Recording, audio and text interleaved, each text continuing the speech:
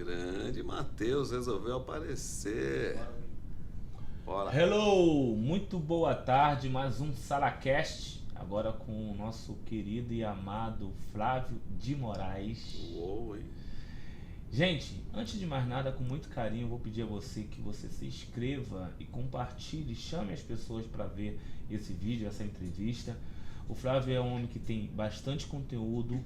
Eu não vou falar das formações dele, deixa que ele fala, mas ele é muito mais do que os títulos que ele tem de formação. Eu conheço ele de forma pessoal, eu tenho um carinho, respeito por ele e lógico, quando eu vejo uma pessoa como você, Flávio, não tem como eu não chamar, não tem como eu não convidar para vir para a SalaCast, tá? Obrigado.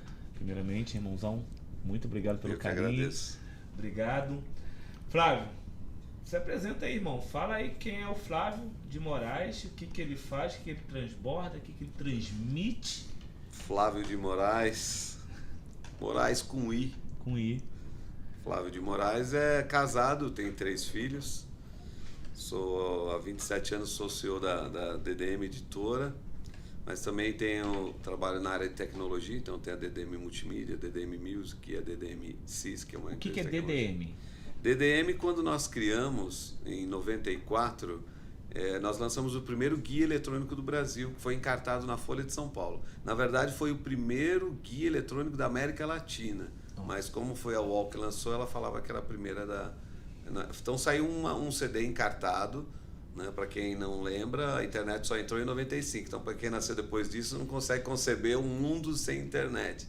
Mas em 94, quando nós lançamos, fomos convidados para fazer um produto em parceria, e saiu pela IBM, para você ter uma ideia, ele saía nos computadores da IBM, nos bundle, que a gente chamava bundle, que era aqueles CDzinhos que vinham encartado quando você comprava. Sim. O computador, vinha aquela pastinha. Pra fazer a instalação. Fazer instalação, joguinhos. Então, junto vinha um CD nosso que chamava Páginas Eletrônicas, Amarelas no Seu Micro.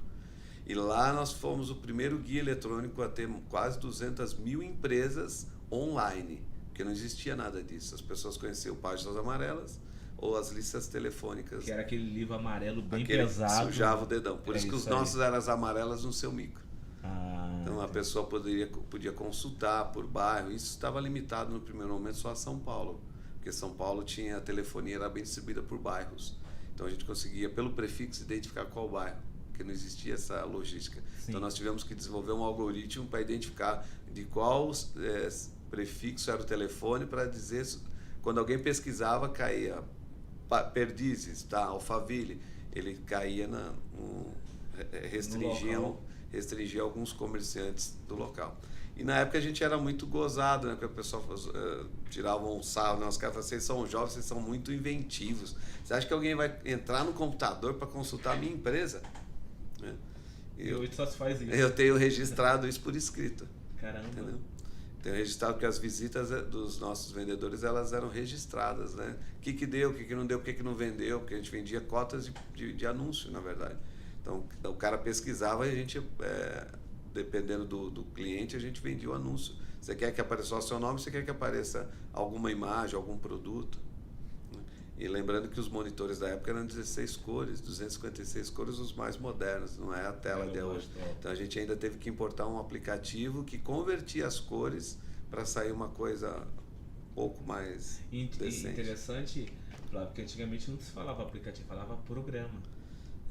A gente não falava aplicativo. App é uma linguagem mais moderna. É moderna, eu lembro que a instalação, eu vou instalar um programa de instalação, não era aplicativo. Até porque eu agora há pouco tempo fui mexer no computador e percebi também que eu falei, cara, tem que procurar aqui. Aí fui comprar um programa na internet. Quando eu botei programa não apareceu. Quando eu botei aplicativo daquilo que eu queria, aí foi aparecer. Eu falei, caraca, isso aqui nem existia. A linguagem mudou. A linguagem foi atualizou junto com as aplicações. Sim. Então as aplicações evoluíram e deu nome a aplicativos, né? Então hoje você tem aplicativo para quase tudo. Se você pensar, são programas com aplicações em diversas áreas. Sim. Então daí ficou, acho que fizeram uma analogia e começaram a usar o tal do aplicativo e ficou.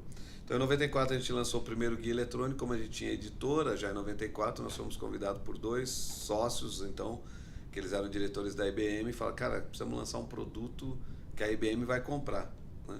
E não deu outra. A gente fez o produto, levamos 2 anos para desenvolver e lançou acho que em maio de 96 foi quando a gente conseguiu, maio de 96, quando saiu o primeiro CD na Folha de São Paulo, 800 mil CDs vendidos só na Grande São Paulo, né? Jornais com CD.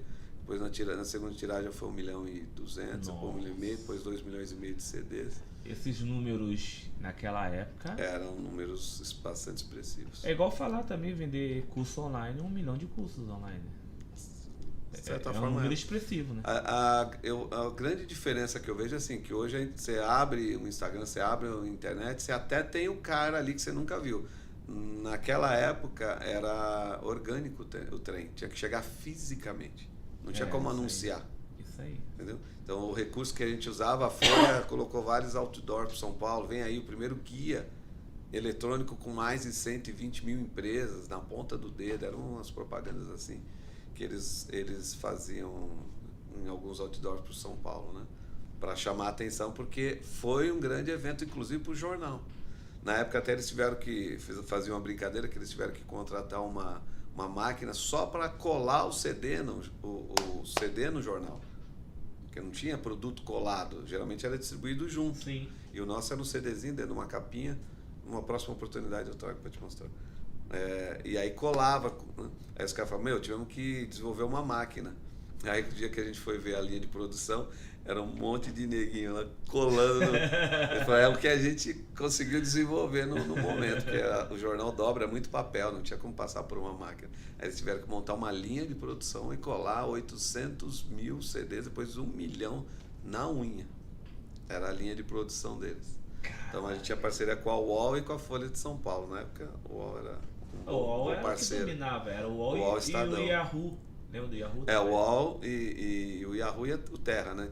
E o Terra. Eram os 3 tops. Os 3 tops. Top. E aí quando a gente fechou com... Na verdade a gente estava distribuindo pelo Estadão. O Estadão tentou dar um tombo em nós. E a gente, mais que depressa, conseguiu falar com a Folha. A Folha, como era concorrente, sempre direto, traz para dentro. E a gente fez rapidinho, foi muito legal. Mas me fala, e aí você falou que tinha já editora e tudo mais, já publicava livro, como é que é? E aí, em 94, quando nós abrimos a editora, a editora, eu sou da área de tecnologia. Quando eu conheci, na minha época, minha namorada, minha esposa, hoje, ela já era de editora, porque desde os 14 anos ela era da editora Abril. O pai dela, durante 25 anos, fez a Veja. Então, assim, todo o expertise que a gente tem no segmento editorial vem deles. Eu, na verdade, eu nunca mexi com editora, como eu sempre falo. Até quando eu cheguei aqui no Alphaville, eu não falava nada de editora. O pessoal que foi descobrindo esses números e o mundo do digital tem esse negócio de legal, né? Que os números é que falam. Sim. Então, eles foram extraindo esses números de mim, né? Das nossas conversas. Então, a minha esposa, ela que aprendeu fazendo Playboy, pra você ter uma ideia. Era a escolinha dela de formação, era tratando as Playboys. Mas por que Playboy? Porque não era no computador, igual a gente imagina hoje. Era no filme. Ela tinha que ter a habilidade de retocar o filme, a tonalidade de pele, olhando para o filme. Hoje é fácil olhar para a tela e achar que é bonito, que não ficou. E o filme que você está falando é a revelação, filme, né? É a retícula. É aquele que a gente usava para tirar foto antes do filme. É uma... Como chama aquilo? Bom, enfim. É uma retícula, né? Que eles tinham que retocar pigmentado. Então, quando a gente começou a editora, ela falou, eu ganhei dinheiro com isso. E eu mexia com grande porte, computador grandão, falava, esses computador pequenininho é para joguinho. Ela falou, não, eu ganhei dinheiro com isso. Eu falei, quem ganha dinheiro com um computadorzinho é para joguinho? E aí, na época, eu tinha um Niva, eu lembro até hoje, um Jipão, vendi por $6.500, comprei a primeira CPU, um Macintosh, uma CPU, não montei a empresa inteira, com $6.500 comprei uma única CPU, que eu tenho até hoje, e ela funciona até hoje, 27 anos depois. Caramba. Aí comprei um monitor, comprei scanner, fui comprando as coisas e montei a editora. E o que a gente fazia na época? Foi a época que começou a digitalizar os livros. Então, nós digitalizamos muitos livros da Macron Books, não vou esquecer, lembrar o nome dela agora, de uma marca famosa, Macron Rio, Macron Books. Então, eles pegavam aqueles livros que era escrito à mão, você pegava a fórmula de Bhaskara, raiz quadrada, você via que era escrito à mão. E a gente digitalizou, informatizou, sei lá como você queira chamar, tudo isso. Vários desses livros. Guanabara Kugan, que é um livro famosão, tem de direito, né? Tem de medicina, tem vários. Então a gente começou trabalhando, fazendo livros para essas editoras. E aos poucos a gente foi introduzindo os nossos próprios livros. Como eu sou da área de projetos, minha formação é tecnologia, projeto de tecnologia, em um determinado momento minha esposa disse assim, por que você não faz projeto para a gente? Você só faz projeto para os outros. Para os outros é Caixa Econômica Federal, Honda, algumas coisas assim. Não era cliente pequeno, não. Não eram os clientes pequenos, não. Mas eu comecei a fazer projetos para a editora. E desde 2008 a gente tem feito muito projeto de lei de incentivo à cultura. Então, muitos projetos, como alguns que eu trouxe aqui, graças à lei de incentivo à cultura, livros com qualidade, porque a lei de incentivo ela prevê que você remunere todo mundo devidamente, né, que você gere negócio, que você gere impostos, que você gere trabalho. Então, a lei bem aplicada, ela traz um monte de benefícios. E, no final, produtos de boa qualidade. Né? Então, há 13 anos eu tenho a Honda patrocinando o mesmo livro, não, a mesma série de livros. Eu lembro que nos bastidores aqui eu falei contigo, você pergunta assim, já publicou mais de 15 milhões de livros? Aí você falou, não, peraí, continua aí. É porque normalmente as pessoas falam, você publicou 15 milhões de livros, é assim que as pessoas me veem aqui no Alphaville, e é doido porque no evento do Janguier, um mês atrás talvez, uma mulher falou assim, você que é o Flávio dos livros? Almoçando lá no Malagueta. Eu falei, sou o Flávio, ela é de Curitiba, entendeu?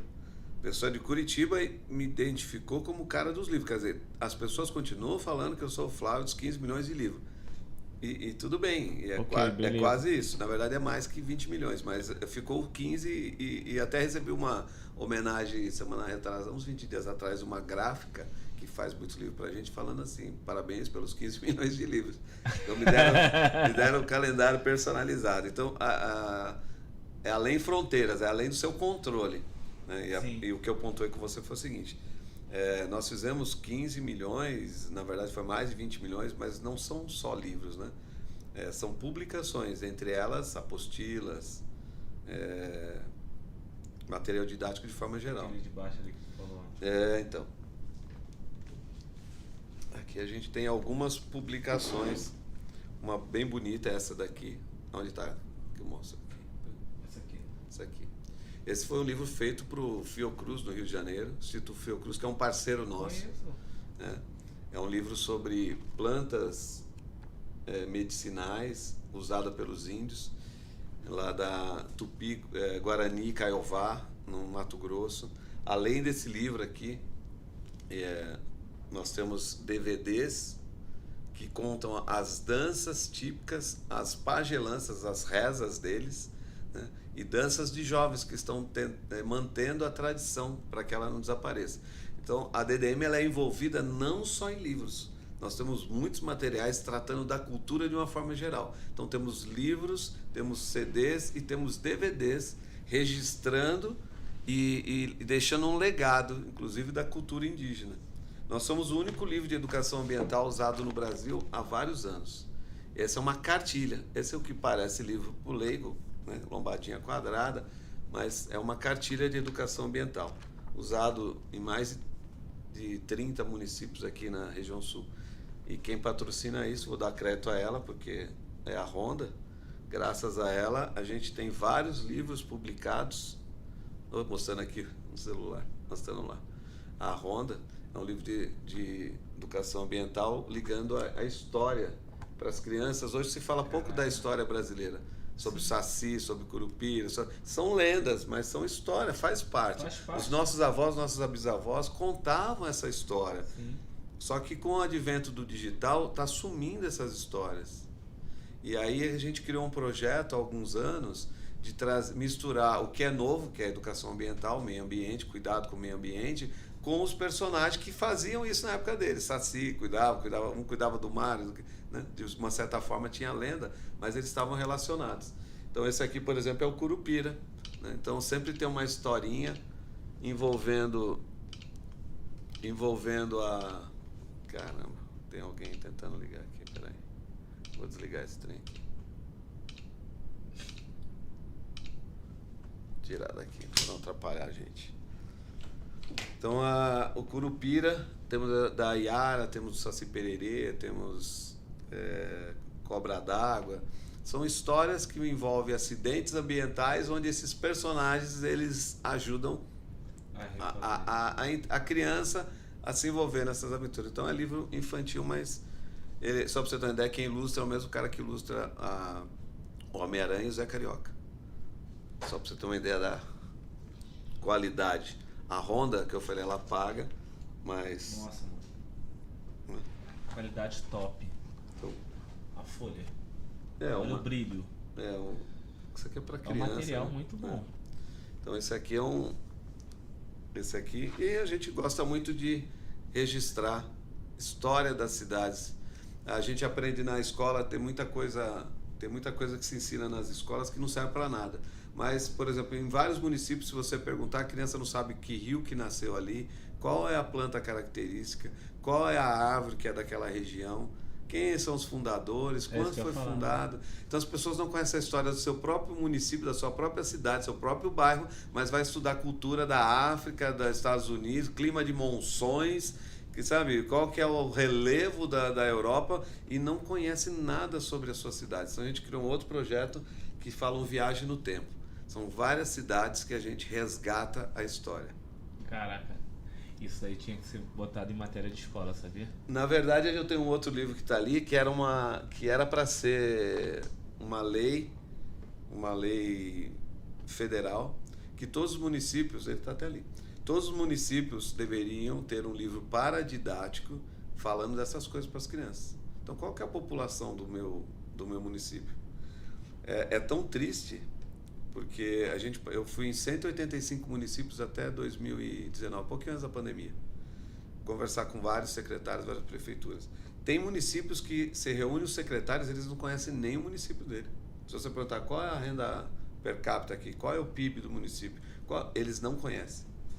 Caraca. Entendeu? Se o secretário da Cultura e Educação Especial não conhece, quem dirá os alunos, as crianças desses municípios. Então, nossa ideia, nosso projeto era levar esse tipo de cultura sem custo para a prefeitura. Porque a primeira coisa que eles falam, eu não tenho verba para isso. Então, esses livros todos que eu te mostrei, nenhum teve custo para a prefeitura. Todos com lei de incentivo à cultura. Todo município tem uma empresa de lucro real. Se ela soubesse usar o lucro real para fazer produtos culturais para o seu município, a gente teria uma população muito mais bem formada. Isso daí a gente está tão difícil, né? Tão longe. Tão fácil, né? Porque é dinheiro de imposto e ao mesmo tempo tão longe porque você não tem pessoas interessadas nesse processo. Totalmente interessada, totalmente mergulhada nesse tipo de trabalho. Me fala uma coisa, mas sobre o desenvolvimento humano, porque tua copy, você tem um catálogo, você tem um currículo bem pesado, mano. Bem cheio, bem... O currículo... O que o Flávio realmente hoje tem feito assim, que gosta, que ama, que assim, arde o teu coração? Lógico que a gente já falou de uma parte que... Você quer começar do origem dos currículos? Porque assim, ninguém está mais de 20 anos dentro de uma empresa, e a empresa crescendo por hobby. É porque gosta, porque ama, né? Verdade. Mas eu sei, eu conversei já com você, e eu sei que isso aqui não se limita a isso. O Flávio de Moraes não limita só a editora, não se limita somente a isso. Tem muito mais que a gente conversando, foi a questão das pessoas, do próximo. A minha formação foi TI, desde o começo. Então eu estudei sempre na Fundação Bradesco. O Bradesco sempre teve uma fundação que apoiava estudo. Durante toda a vida do seu Amador Aguiar, que é o fundador, que morreu em 91, que eu inclusive estive presente no velório, que meu pai trabalhava com ele. Então o seu Amador sempre estimulou a educação. Ninguém nunca pagou escola no Brasil inteiro onde ele tinha uma Fundação Bradesco. E ele nunca divulgou isso em vida. O Bradesco começou a usar só depois que ele morreu, porque ele fazia por prazer, né? O seu Amador. E ele só tinha até a 8ª série, mas ele gostava de estimular. O que aconteceu? Saindo do ginásio, né, antigo ginásio, 8ª série, para ir para o colégio, eles faziam uma tese de aptidão. E para mim, deu música. Não sei porquê, mas deu música. Só que no colégio só tinham 5 matérias: processamento de dados, atual TI, administração, redação, que eles tinham a gráfica, tinha turismo e eletrônica. Aí eu falei, caraca, nenhum desses é... Aí fiz um novo teste e deu tecnologia. Então, desde os meus 14 anos, eu estudei tecnologia. Dentro do Bradesco. Então, sempre foi tecnologia bancária, sempre coisa mais parruda, sempre mais forte, né? Então, fiz colégio, fiz faculdade, fiz pós, e tudo sempre na área de TI. Então, eu fui um cara forjado, Amorim, para falar com máquina.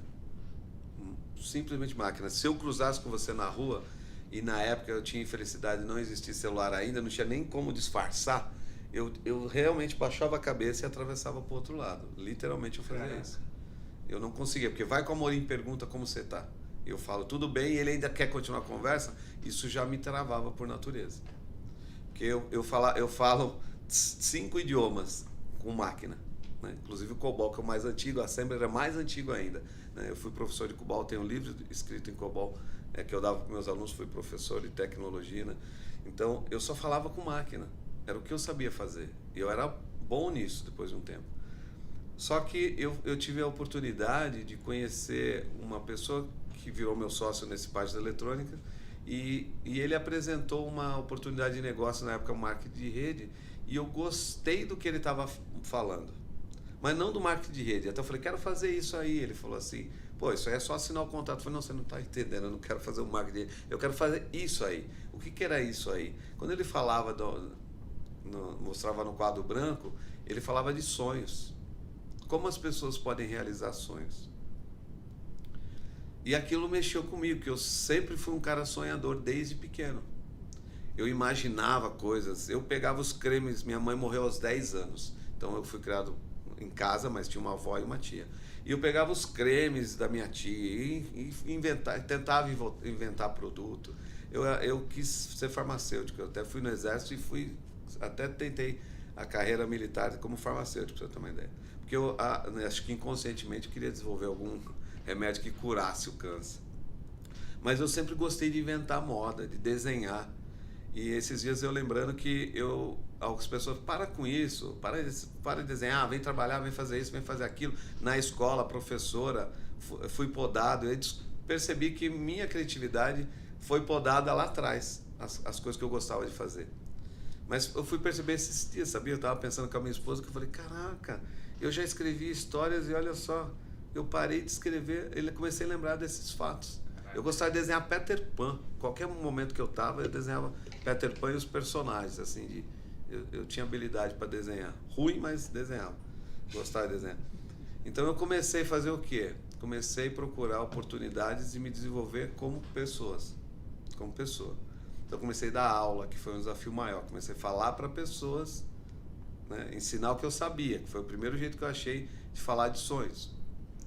E eu tenho alunos até hoje que eu encontro, que eles falam, professor, estou em tal lugar. Professor, estou no HP. Me emociona porque eu lembrei de um aluno, chama Jurandir, paraplégico. Ele subia 3 andares da escola se arrastando. Ele pegava, sentava de costas e ia se arrastando. E encontrei com ele esses dias no shopping. Ele falou, vamos comigo no estacionamento para mostrar o carro dele. O carrinho que eu tinha acabado de comprar. Cadeira de roda. Professor, essa cadeira de roda custa tanto. Ela é de titânio. Aí era o cara mais improvável da turma. Morava no lugar mais pobre de Osasco. E ele falou, eu prestei atenção em cada coisa que você falou. Perdoa o pessoal, vai. Que eu lembro a casa que eu fui visitá-lo, eu tinha que descer uma ladeira assim. Ele morava num quartinho do lado de fora, porque era mais fácil o acesso. Tudo muito rústico. E agora ele está com uma casa aqui no Alphaville, cara. Nossa. Posso pegar ali. Ele falou, vamos marcar. Esse fim de semana eu estou viajando, mas no próximo eu quero te encontrar. Então, nele eu vi o meu objetivo atingido já, naquele momento. Que é ajudar pessoas a realizar sonhos. Mas isso aí foi no meio do caminho, encontrei ele por felicidade. Alguma coisa falando assim, não desista, né? Mas começou a mudar mesmo quando minha esposa começou, conheci minha esposa, comecei a trabalhar esse lado emocional, fazer editora, eu ainda trabalhava com tecnologia. Depois de um tempo ela teve 2 cânceres. Nossa. Ela teve câncer num seio e a gente foi... Deus me tocou e falou assim, em nenhum momento eu nunca soltei uma lágrima por causa do câncer dela. Até os pessoas, como você é frio, insensível. Mas Deus tinha me tocado no coração que ela vai passar por isso, eu vou permitir ela passar por isso, porque ela vai testemunhar sobre isso. Teve um câncer, ela até que aceitou bem e passou. Só que 2 meses depois apareceu um câncer de 4 centímetros, do nada para 4, 5 centímetros, uns 4 meses depois. Aí balançou, tipo, como que o negócio de repente aparece? Se imagina em um ano, o lado cognitivo começa a falar, daqui 1 ano vai virar o quê? Um trem desse. Nossa. Então, chegou 1 ano ainda, né? Não, porque assim, se em 3, 4 meses já tinha 4 centímetros do nada para 4 centímetros, que um seio foi arrancado, então não tinha nada, mas apareceu no outro. Então 4 centímetros, a conta é fácil, você vai estar ter uma melancia dentro do corpo. E o que acontece? A gente começou a buscar. Então eu já tinha estudado, eu já tinha feito um curso de inteligência emocional, essas coisas, mas aí a gente foi buscar a formação mesmo em PNL, Master PNL, Master Coach, a gente fez hipnoterapia, a gente foi buscar física quântica, estudamos neurociência, porque a fé só não estava ajudando a gente a superar aquela segunda informação. O primeiro a gente até que passou, mas a segunda foi mais pesada, porque aí entra na quimioterapia, aí você fica sem cabelo, sem a unha caindo, os cílios caindo, a pessoa olha pro espelho e ela fala assim, eu olho e vejo uma minhoca, né? Parecia uma minhoca, você não tinha expressão, não tinha nada, né? Mas não tinha cor. Então a gente começou a buscar ainda mais sobre isso. E sempre eu gostei disso, de falar de sonhos, porque o que é falar para uma pessoa doente? Se não esquecer que ela pode estar morrendo e lembrar sonhos que ela ainda não realizou. E é nesse caminho que a gente tem trilhado, de falar para as pessoas de coisas que elas podem ainda ter. Não vou me delongar não sei quanto tempo a gente tem, mas a gente... Pode continuar. Então, porque a gente começou a perceber que a gente tem essa facilidade para falar de sonhos com as pessoas. Mas não falar que sonho você quer ter, não é isso. Na conversa, a pessoa acaba falando naturalmente do que ela gostaria de fazer, do que ela não fez, do que ela tem vivido, do que ela tem sofrido, né? Então, minha esposa tem 2 grupos de mulheres no WhatsApp, com 250 mulheres cada uma, das quais a gente já livrou da morte, literalmente, de correr lá, a pessoa estava tomando quase para tomar chumbinho. Caramba. Da gente pegar a empregada de dentro da minha casa, levar para casa da pessoa para fazer uma limpeza, porque já tava os bichos já querendo invadir, a pessoa já 15 dias que não tomava banho, não cuidava. Então, assim, quando a gente começou a mexer com sonhos, a gente começou a mexer com pessoas de verdades, pessoas de carne e osso, que têm família, que respiram. Sentimento, entendeu? E a gente viu muita gente com sentimentos feridos. Essa pessoa especial, ela era casada com um pastor, que era o líder da igreja dela. Como reclamar? Entendeu? A sinuca de bico. Para quem eu vou contar? Não posso falar mal do pastor na igreja, que é meu marido, mas não posso falar com o pastor, que é meu marido, que eu tô com um problema no casamento. Ela tava num sanhaço danado. Total. Então Deus tem nos colocado em situações interessantes, né, de ser vivido e bacana, né? Se ele coloca é porque sabe que a gente vai conseguir tocar. Mas no primeiro momento a gente até se assusta, assim, são coisas muito, muito difíceis e até de comentar aqui. Tem outras tantas situações. Então, o meu desenvolvimento, eu digo meu e nossa, por quê? Porque minha esposa também participou de muito disso. Então, ela tem cursos que eu não tenho, eu tenho cursos que ela não tem. Então, ela tem vários de inteligência emocional que eu não tenho. Eu tenho treinador comportamental que ela não tem, né? Então, eu sou formado em treinador comportamental, posso aplicar essas dinâmicas de andar sobre fogo, sobre o vidro. Então, a gente tem todo esse treinamento, né, certificado, posso aplicar em empresa, que antigamente até que se exigia, hoje está muito banalizado a coisa, né? Ninguém faz um curso e já sai aplicando. Antes você tinha que passar por um instituto devidamente certificado, com anos de experiência, né? Então eu fiz o IFT com o Masaru Ogata, que durante anos é o treinador oficial lá da Johnson Johnson, da própria UOL, né? Mais de 10 anos seguidos, sendo um cara número 1 de treinamento. É o Masaru Ogata, meu primeiro mentor, devo a ele muito das coisas, né? Tem outros mentores de PNL, Master PNL, que é o Valdemir, a Damares, que é do outro instituto. São pessoas que participaram. Inclusive, a minha formação em coach, quando a gente foi fazer, a gente queria falar para pessoas com câncer, com paciente oncológico. O objetivo inicial era esse. Eu até comentei, né? O objetivo inicial era como que eu posso ajudar pacientes com câncer. Porque as pessoas chegaram na minha esposa e falavam assim, como que você consegue ter câncer, consegue passar por químio e consegue estar sorrindo? E não demonstra, que a maioria das pessoas tem uma dorzinha. Então minha esposa, ela fazia todas as químios à sexta-feira, para ela passar mal no fim de semana, para na segunda-feira ela tá normal. Então ninguém nunca viu ela passar mal, só a gente de casa, porque a gente aprendeu assim, a dor é minha, o sorriso sempre é do irmão. Então a gente passava junto a dor, mas na segunda-feira ela estava sorrindo. Então as pessoas queriam saber como fazer isso. E a gente falou, bom, o melhor jeito, se a gente pudesse ser coach, a gente ajudar, a gente orientar. A gente não entendia nada de coach, até não gostava de coach, até falava mal de coach, para ser bem honesto, que eu achava que era um desempregado lá. Mas, através do Jerônimo Temer, a gente conheceu um médico que ele era doutor em oncológico. Pra mim, deixa eu te cortar, um dos melhores coaches do Brasil é o Jerônimo.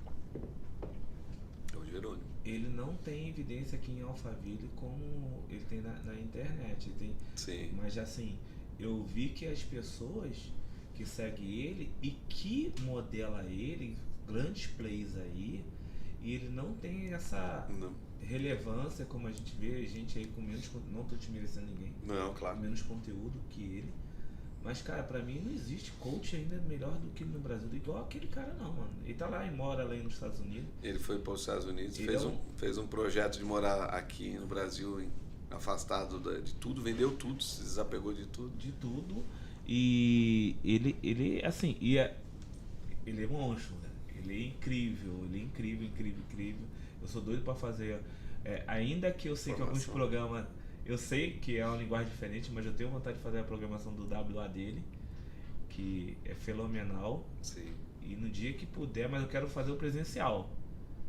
A gente participavam 3.000 pessoas aqui dentro dos ginásios aqui, era top. Porque o Jerônimo, assim, pra você ter ideia, esses caras que eu vi, quem segue ele, são os grandes daqui. Sim. É o Pablo que é extremamente assim, fala, às vezes, hoje eu não sei porque eu não sigo mais ele, batia muito em coach, apesar de ter 3 formações de coach. E usar muito. Ele usa até hoje. Sim, usa o tempo todo. A básica do Pablo é PNL Coach. Por isso que ele fala para não seguir, porque senão você divide a atenção, né? Sim. E, cara, o Jerônimo, você falou com ele, tu falou dele, eu falei, putz, mano, pra mim é um cara... E foi o divisor de águas, porque eu lembro até hoje, eu tava na entrada do Profissão Coach. Não, Profissão Coach, chamava? Acho que era Profissão Coach mesmo, o evento dele. E eu não era coach, eu tava lá eu tenho um cliente, todo mundo hoje conhece bastante, era amigo meu, frequentou minha casa, o Leandro, o tal de Leandro Aguiari, não sei se vocês conhecem. E o Leandro frequentava a minha casa, de repente eu vi o Leandro lá com o Érico Rocha e depois no evento do Jerônimo. No evento do Jerônimo. Falei, caraca, esse cara aí tá falando, até passou um vídeo dele falando. E aí eu fui nesse Profissão Coach aí pra assistir. Foi muito engraçado porque eu tava na fila, 3 filas, lotado de negro para entrar lá no evento. E eu fui tinha um segurança, eu fiquei numa baiazinha do lado conversando com o segurança. E aí, quanto tempo você está trabalhando aqui, o que você faz? Enfim, conversa fiada lá até, tentando saber um pouquinho da vida dele. A hora que eu olhei, tinha uma fila imensa atrás de mim. Sabe aquela coisa? O povo não pode ver fila, né? Os caras entram. Eu olhei, oxe. E eu era o primeirão da fila. Aí atrás de mim tinha uma menina falante, parecia uns... Tinha comido a pílula do Pirlim Pim Pim lá da Emília. E ela era médica, ela falou bem isso, eu lembro até hoje. Ela sou médica, meu marido é CEO da IBM no Canadá e eu estou deixando a medicina para ser coach. Eu virei para trás, que ela estava falando com a minha esposa, eu olhei para a cara dela, tipo, não faz sentido para mim a pessoa estar deixando de ser médica para ser coach. Pela minha opinião sobre o que era um coach, né? Mas ela falando como era a vida, ela perguntou alguma coisa para mim, eu falei, não gosto de coach, você quer saber? Ela nem conversou mais comigo, continuou com a minha esposa. Entramos pro evento, mas apareceu na hora lá, num evento de coach, um médico oncologista. O que tem a ver isso para mim? Subiu no palco, o Jerônimo fala assim, temos aqui a presença de um médico que tem feito um trabalho lá nos Estados Unidos, na universidade de tal, não lembro se é Harvard ou se era outra lá, e ele está usando o coach lá, então ele vai dar um testemunho de como está sendo o uso do coach para pacientes oncológicos.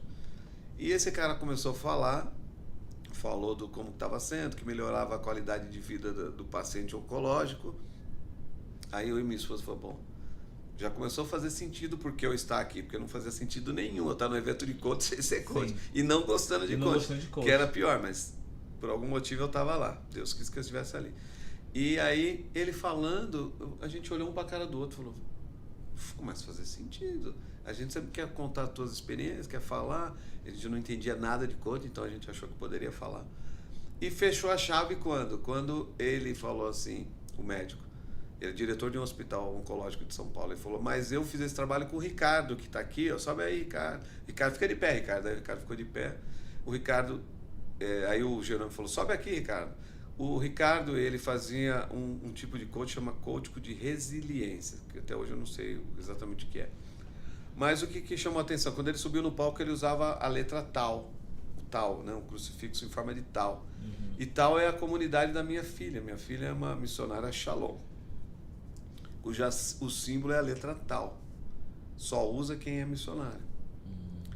E aí eu olhei de longe e falei, será que eu estou vendo direito no peito dele? A minha esposa, até peguei o celular e expandi e falei, uai, o cara é Shalom, o que o cara está fazendo ali falando de coach? Mas para mim foi a chave, assim, falar assim, pô, então um médico e Shalom é uma comunidade católica, tá? Então eu falei, um médico e um cara ali falando, católico, você nunca vem envolvido com esses trem, assim, né? O cara... E a gente começou a querer saber mais. A gente começou a saber mais e aí a gente foi buscar. Aí perguntamos para o IBC, IBC, eu estou querendo fazer um curso de coach para tratamento oncológico, o que você acha? E não via resposta. Perguntamos para vários institutos. Uhum. E não consegui nenhuma resposta. Até o cara que me deu formação em PNL, o Valdemir Gabriel e a Damares, é um casal, que deu PNL, Master em PNL, Leader Coach, tudo que ele pôde fazer com a gente fez com ele. Aí ele falou, eu te dou o curso de coach. Ninguém nem queria me ouvir. E o cara ainda quer me dar o curso. Ele falou, vou dar para você e para tua esposa. Porque tem um propósito por trás. Não quero teu dinheiro. Ele falou, não vai ser 7, 8, 10 mil que vai mudar a minha vida. Só que no penúltimo dia do coach, ele falou, ó, o coach está acabando o curso, vai pegar a formação. Ele falou, foram mais de um mês quase. Ele falou, só que eu vou te falar, escolhe outra área para trabalhar, você não vai ganhar dinheiro com isso. Eu falei, não, mas a ideia não é ganhar dinheiro mesmo. É poder trabalhar, mas você também não vai conseguir ajudar as pessoas como coach, porque você não vai poder. E aí, qual é o seu sonho, por exemplo? Perguntar para uma pessoa que está em fase terminal. Então, você não vai poder usar muito isso. Você vai ter que mesclar a ferramenta. Mas tudo bem, fez sentido. Então, eu comecei a falar de uma outra coisa que eu gostava de falar, que era finanças.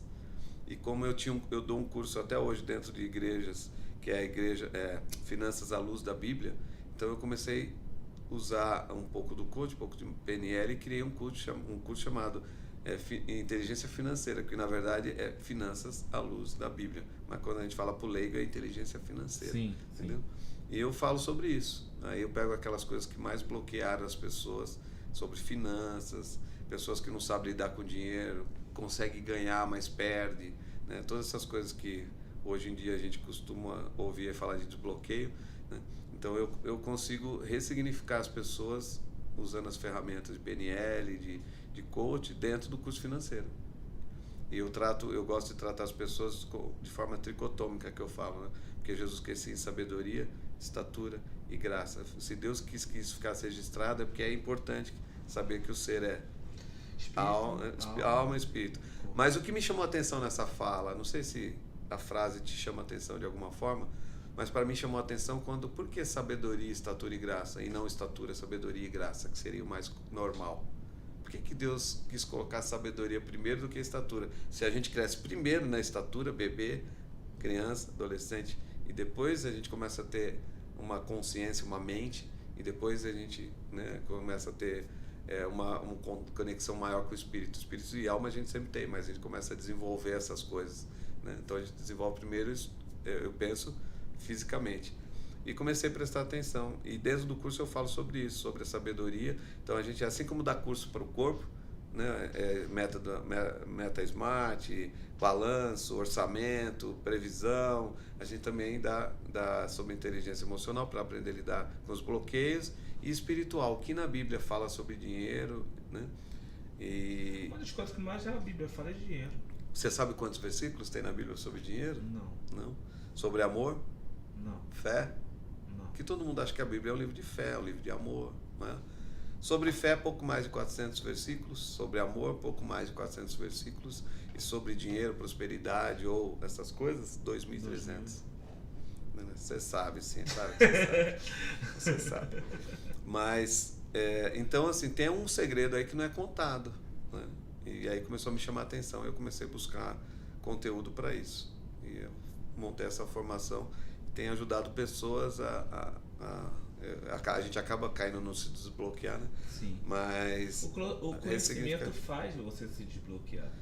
Dá clareza, dá entendimento e te dá direção, né? Total. É o que na lei de incentivo à cultura o pessoal fala, mas você está trabalhando, mas não está parado? Eu falei, não está parado. O que fez foi, algumas pessoas que usavam de forma incorreta, elas estão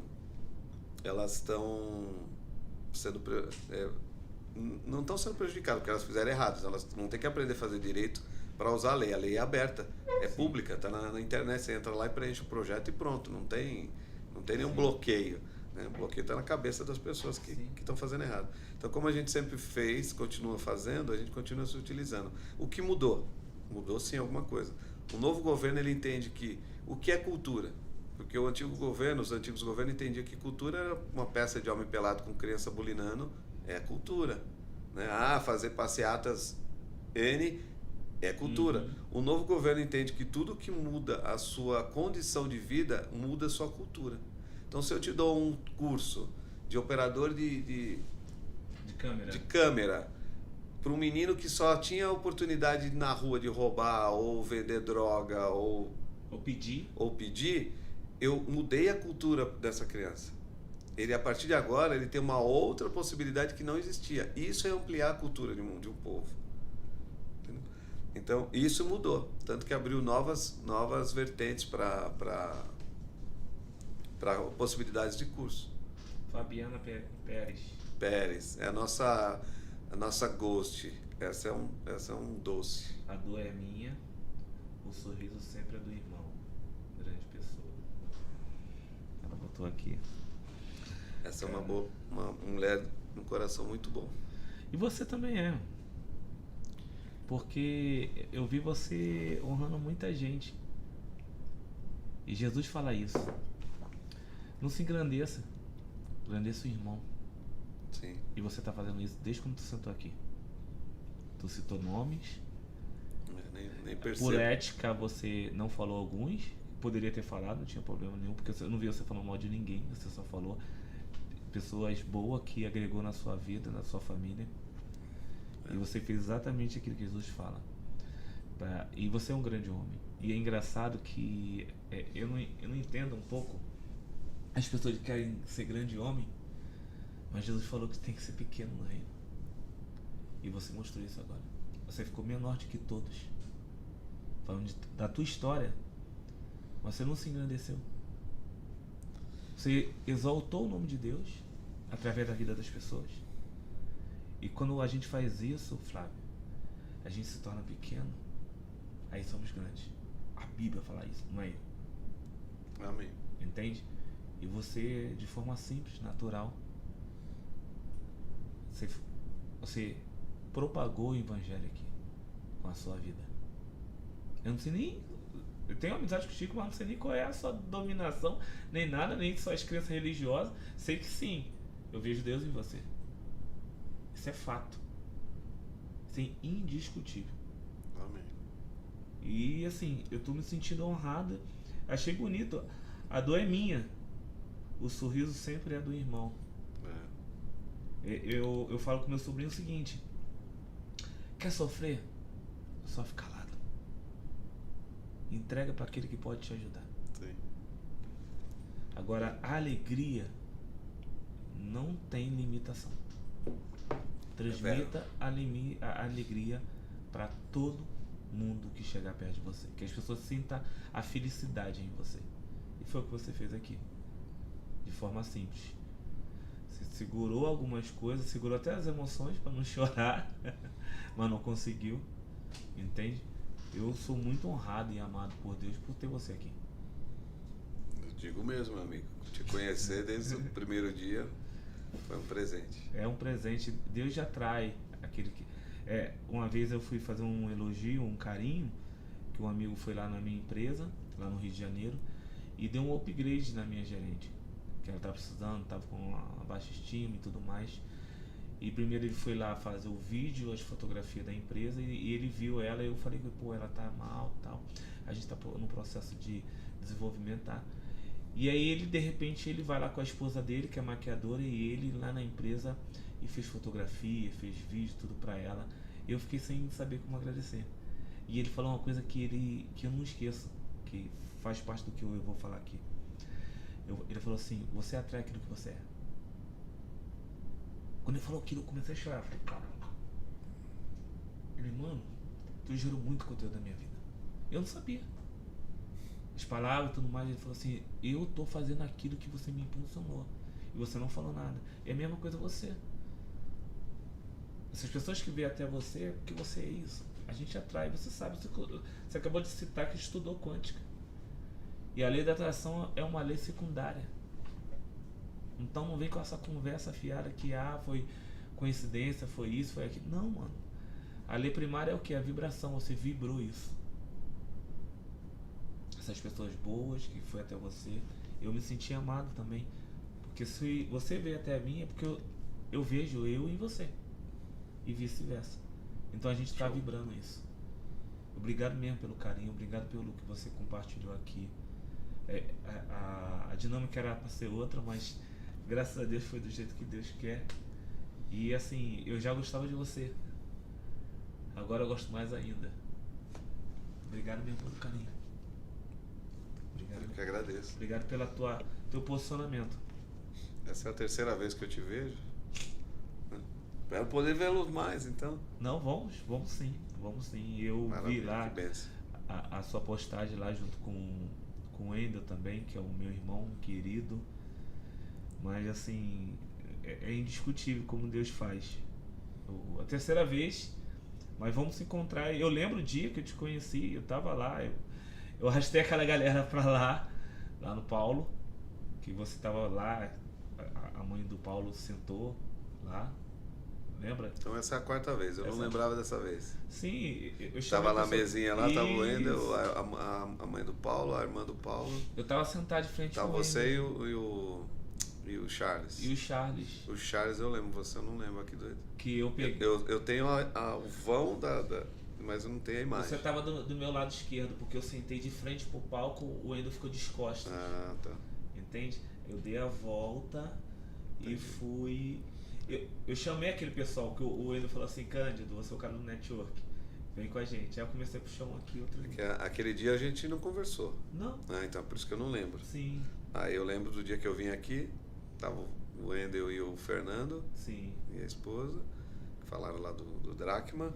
Isso. Aí depois daquele dia a gente se viu lá no DNA. No DNA, lá no E hoje. Então eu considerei as 3 vezes que a gente conversou. Que era a oportunidade. Por isso que eu lembro do Charles, do porque eles foram o que mais falaram. Eu falo com os meninos, falo com o Guilherme, e o Guilherme é prova disso. Eu falo o seguinte pra ele: quando eu tô no meio de muita gente inteligente, eu não quero mostrar que eu sou inteligente. É o mais fecho sábio fazer, né? Eu fecho a minha boca. Por isso que você não viu, porque eu vi você, eu vi o Wendel, eu vi pessoas e eu falei, vou fechar minha boca. Vi o Charlie e falei, eu quero absorver, não quero... No devido tempo eu vou transmitir também, eu vou transbordar, mas nesse momento é o meu momento de receber. Tem um tempo pra tudo, né? Sim. E eu sempre faço isso, o Guilherme sabe disso. Muitas pessoas sabem disso. Quando tem essa mesa aqui com um monte de homem inteligente, apesar que eu sou o cara que faz as perguntas e tudo mais, o âncora, o anfitrião, eu não falo. Eu sou 5% de toda a dinâmica que acontece. Que eu gosto de aprender. Irmãozão, infelizmente está no fim, a gente tem outra aí. Hoje é o Dia das Mulheres. Meninas, obrigado pelo carinho, obrigado por você estar aqui. Fabiana Pérez, obrigado pelo carinho. Tá, Fabiana? Obrigado por você compartilhar, escrever aqui, mandou uns parabéns. Você, hoje é seu dia. Eu considero seu dia todos os dias. Porque as mulheres estão cada vez mais fortes, mais resilientes, mais inteligentes. Glória a Deus por isso. E está ocupando o espaço que é direito delas. Então, assim, todas as mulheres, Fabiana, obrigado pelo carinho. Irmãozão, mais uma vez. Deixa aí suas redes sociais, sua empresa, o pessoal quiser entrar em contato com você. Sei que você é um homem extremamente atarefado, trabalho pra caramba, mas é sempre bom divulgar o teu nome aí, porque você transborda. Quem não me conhece e quiser me seguir, Flávio de Moraes, no Facebook, Instagram. Eu vou colocar também. Você coloca lá. E DDM Editora, que é da editora. Como eu disse, eu nunca tive Instagram, comecei a ter do ano passado para cá, a editora também não. Então nos ajude lá impulsionando. Curta e compartilhe, ajuda a gente a gerar conteúdo. Tudo isso é novo. Até aqui eu falei pro Amorim, corta o que você achar que tem que cortar, serve. Tá bom? Então, mãe, quem quiser precisar de alguma coisa, conversar, a gente sempre está aberto. Não, e a gente vai precisar porque você tem muita coisa para transbordar, muita coisa mesmo. Gente, obrigado pelo carinho, obrigado. Mais uma SaraCast encerra por aqui com esse momento grandioso, maravilhoso com o Flávio. Curta, se inscreva e compartilhe. Nosso conteúdo é dentro dessa dinâmica que aconteceu aqui, sempre vai ser dentro disso aqui. A gente não é um canal de entretenimento, não estou falando mal, longe disso, de dancinha, de coisa do tipo, mas todo canal como esse que gera realmente conteúdo, ele é muito pouco seguido, ele é muito pouco visualizado, porque infelizmente o pessoal está com um mindset totalmente distorcido. Então, assim, precisamos de vocês para compartilhar isso. Uma vez eu falei aqui, Flávio, que a gente não precisa das pessoas seguir para monetizar, para coisa do tipo da SaraCast. Realmente não precisamos. Mas a gente precisa para diluir essas mensagens que você deixou aqui para muitas pessoas. Esse é o objetivo da SaraCast. A SaraCast ela nasceu no coração de Deus. Amém. Então, assim, gente, se inscreva, compartilha. Se fazer sentido para você, se não for, não tem problema. Mas estamos juntos até depois do fim, ok? E croquete. Fechou. É isso mesmo que a gente faz aqui. É diluir esse tipo de conteúdo que vocês têm. A gente tem que semear no meio